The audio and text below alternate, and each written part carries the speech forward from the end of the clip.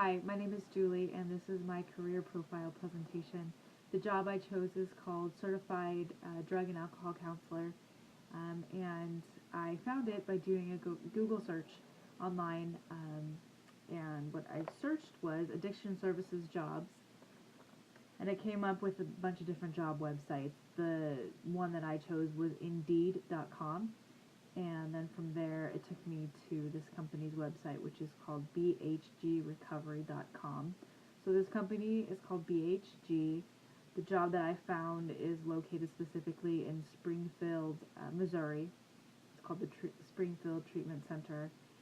This company is rather large, though, and it has locations across the country, and those locations include in Colorado, Kansas, Kentucky, Louisiana, Missouri, Oklahoma, Tennessee, and Texas, and the corporate offices are in Texas. I do not have a career contact, so I don't know anybody in this field, but again, I found this by searching online. The benefits that this company offers, which this is a really good company, and I'm not sure if this is the norm. I imagine it's probably not, but their benefits include medical, dental, vision plans, health reimbursement, health savings account, wellness programs, life insurance, 401k, paid time off, discount programs, incentive programs. And as far as those programs go, it didn't go into a lot of detail of what that involves, but it sounds like this is a really good company who tries to retain employees with a high skill set and good work ethic. Stressors of this job. Actually, I'm sorry, I should go into working environment first. Since it is a large company, I imagine there are many employees. I'm not sure how many each facility would have. It didn't talk a lot about that, but the hours are, for this particular job, the hours are 5 a.m. to 1:30 p.m. Monday through Friday, and then there are some hour requirements or some working requirements on Saturdays as well, but those hours are pretty limited. Goes from 7 a.m. to 10 a.m. As far as stressors go, the hours could possibly be considered a stressor. I think it might be difficult for those with families to have those kind of hours and with trying to get kids off to school in the morning. There may also be some benefits to that as well, though. You go in early, but you also get to get off early. Obviously, with this job, you're working with patients with addictions, and so that in and of itself is a stress.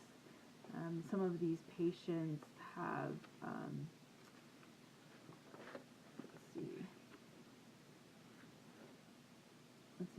some of them may be ill, have infectious diseases, mental issues, and possibly have a criminal background. See here, common job tasks. There was actually a really long list of tasks for this particular job, and I'm not going to read the whole entire list, but some of them include conducting alcohol and drug abuse counseling sessions on a regular basis, following state regulation, conducting group counseling sessions, orienting patients to treatment programs, operations, and procedures, collecting available social, educational, economic, and vocational information to be used as part of the assessment process, implementing and revising patient treatment plans, developing within 10 days of entry or as required by state guidelines, a formal treatment plan, documenting patient goals. There is a lot of documentation and paperwork that needs to be kept track of. It goes on to talk about maintaining patient records. You need to have a high level of organization and maintaining complete, comprehensive, and well-organized records. Submitting records for periodic review, documenting all patient contacts, and you'll be obviously working with people over you, assisting the program director in implementing new programs, and advising the director of problems, attending weekly treatment team meetings. Um, you obviously must hold a basic understanding of alcohol, drug abuse, and addiction.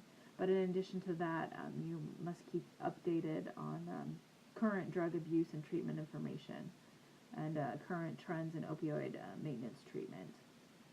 Um, as far as education requirements, this job does require a bachelor's degree. However, it doesn't specify any sort of specific field. It just says bachelor degree, and it doesn't specify any previous experience needed. Um,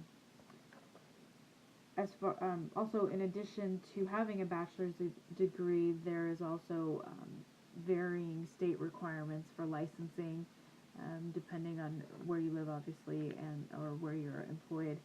Um, but that licensing includes testing. Obviously, you have to take a test to get the license, and then to maintain a license usually involves a annual fee or fees to keep up the license, as well as continuing education. For this job, ongoing training is also required.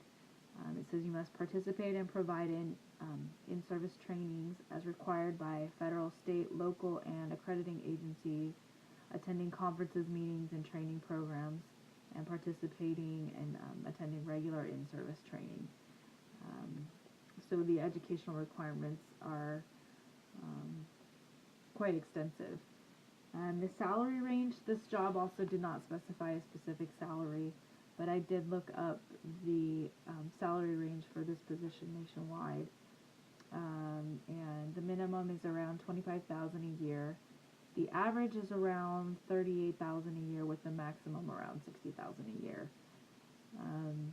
Again, my information source, I did a Google search, and the website where this information was found is bhgrecovery.com. And that is my presentation. Thank you.